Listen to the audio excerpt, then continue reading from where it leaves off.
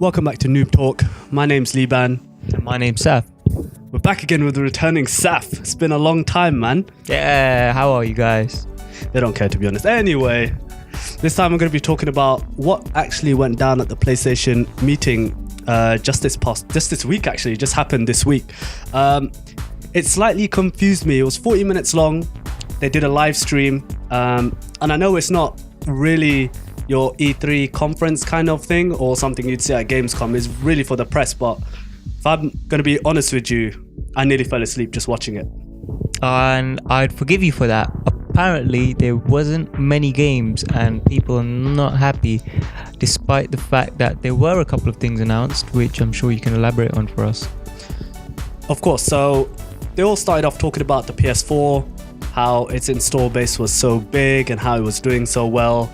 And then, boom, 4K. Start talking about 4K, HDR. Actually, the funny thing is, PlayStation meeting, it was only boring because of one person. It's Sony. Cerny. You're the architect for the PS4. Mark Cerny. Yeah, Mark Cerny. That's it. Mark Cerny. I'm gonna have to interrupt you there because I feel like his presence is so calming. It's like he's always under control. I understand why the boredom would kick in after a certain amount of time, but I feel like that guy, he's always on the ball. I mean, don't get me wrong. Hands down, probably one of the smartest people on the planet. He just looks like a really smart person. Yeah, I feel like if I asked him a question, no matter how you'd smart, probably get a nice response that would shut you up for the rest of the weekend. If I asked him a question, he'd probably, even if I thought it was a really smart question, I'd probably get that look, as in, why are you asking me a stupid question? But it's obviously nothing against him. It's just that the way he put it across was it felt like in a real academic way, right? And so it was so calm and there was no energy behind it, and so that's where it felt like it was completely dead. He was literally explaining each tiny morsel bit instead of making it exciting, like making me think, like, why do I need what it's now called a PS4 Pro? But I think that's got more to do with the fact that this was a conference rather than a presentation or a show, such as E3, whereas they have to appeal to a wider audience base, etc. And this was more of a sort of letting developers know that this is happening, because apparently many developers were surprised with the announcement of the PS4 Neo, I believe it's called. And the PlayStation 4 Pro, that's what it's called. And many developers apparently didn't know that it was on the horizon. To be honest, I can't blame them. Even Sony said it themselves that depending on what developers do with their versions of the game on the PS4 Pro is up to them. And I don't blame them if they're like, we spent all this time developing this one version. Why should we do it for essentially the same console? Of course. That makes sense. But you have to remember that apparently console life cycles are getting shorter, which means that the PS4 Pro, which is going to be released soon, is probably going to be underpowered within a given year or two. I mean, 4K hasn't really been adapted to a huge extent. No. So many consumers are a little bit bewildered regarding the fact that, why are we jumping ahead? Why do we need to purchase a new console in order to enjoy our games fully? Despite the fact that we're going to have to pay loads and loads of big bucks for a whole setup that has to support it. I mean, essentially, there's no real good reason to get a PS4 Pro. I mean, your current PS4 can still do most of those things. It's just, the way they put it was like, the PS4 Pro, in a way, they put it as it's for the real gamers. As in, if they want to take the experience to the next level. If I were to summarize it, essentially, they were like, a sunset like in a game that they rendered on the standard PS4. It's a good looking sunset, yeah? But on the Pro, it's a real sunset. Right. But then you think about it, okay, fair enough, you get more power, but that doesn't really fix the gameplay fundamentals that might have been wrong with all the games that have been released so far. Right, so the underlying fundamentals remain the same, but we're always looking for graphical prowess. I mean, that's the one thing that PC gamers have on top of us right now. I have on top of console gamers. I mean, I'm kind of a PC gamer myself, but it's the one thing that they can boast about. And obviously, if the console life cycles are shorter and we're being given, say, £250 graphic card in a £350 console, then some gamers might see the value in that. I mean, they don't have to upgrade their PC. I mean, if you're a real avid PC gamer, you're probably looking at maybe a 2-year refresh at most with the tech that you have in your PC. Whereas if your PlayStation 3 can handle, because you got to remember, devs are going to be optimizing for the graphics card. They're going to be optimizing for consoles much more than every specific PC anyone has. And therefore, console games are usually much more optimized than PC games. And, you know, if we can match the graphical output of the PC games, then that really just gets rid of the whole sort of, why do I need a PC if I can get it almost the same visuals on a console, and that they're going to be released every 2 or 3 years. Well, I mean, even so, PC is always going to beat it regardless. Yeah, because obviously the technology is usually released quite frequently. In fact, I'm guessing AMD and Nvidia have a maybe yearly or, you know, at least a couple of months cycle in which they release a new graphics card, and obviously it's going to be hard to keep up. But with the way things are going right now, we're about maybe 4 years into the PS4. Is that right? Yeah, something like that. About 4 years into the PS4, and they've decided to give us a PS4 and a half. And I'm guessing we're looking at about another 2 or 3 years for a complete new console. And again, once we've hit the 4K barrier, right now the only thing we're looking forward to is VR, and that's probably the only thing that Sony is trying to market with this PS4 Pro, to be fair. Funny you mentioned VR. They barely talked about that either. They wouldn't right now, because they probably don't feel comfortable with it or confident with it. You can basically tell instantly that unless there is a very, very powerful machine behind the technology, you're not going to be getting good experience.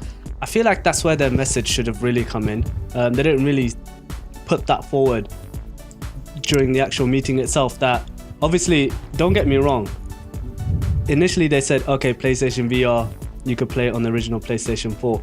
I get it. If they come out with, we got a more powerful console, you want a better VR experience, go get a Pro. Yeah, and obviously, along with the Pro, they finally confirmed all the apparent rumors. There was a PS4 Slim as well. Yeah, there was. Yeah, so that's obviously going to take over. Yeah.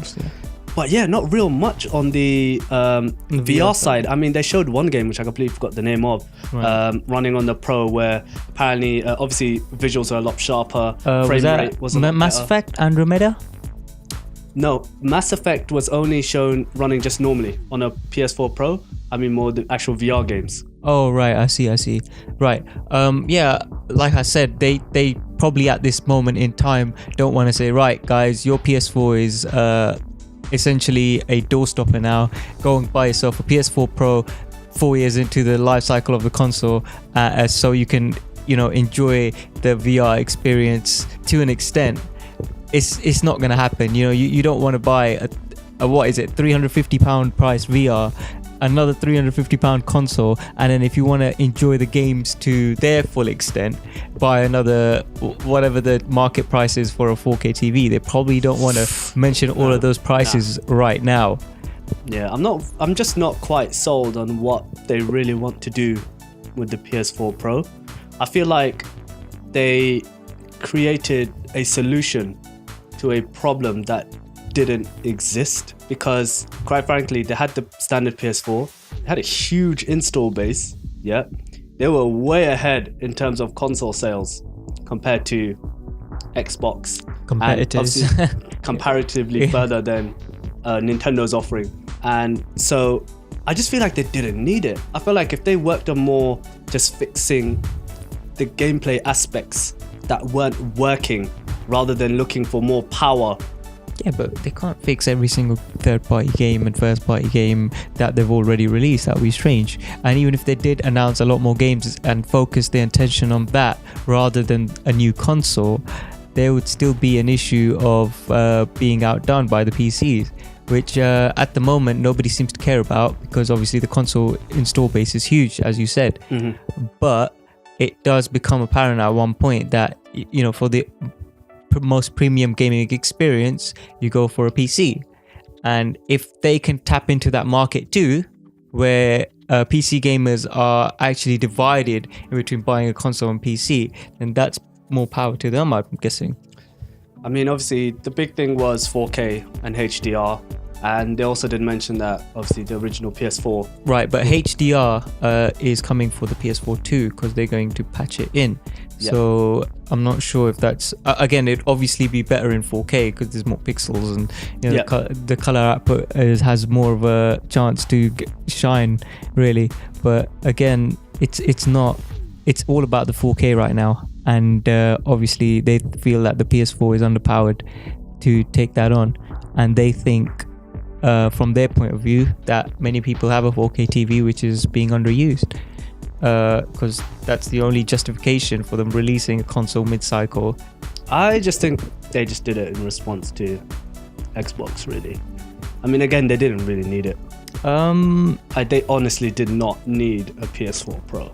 Like, can you honestly say at this point in time that PS4 Pro is actually necessary? Well, I'm gonna have to stop you there because at the moment, like you've already mentioned, in terms of install base, Sony's leading, and so we're going to have to assume that whatever decisions the top brass are making in the office are working, right?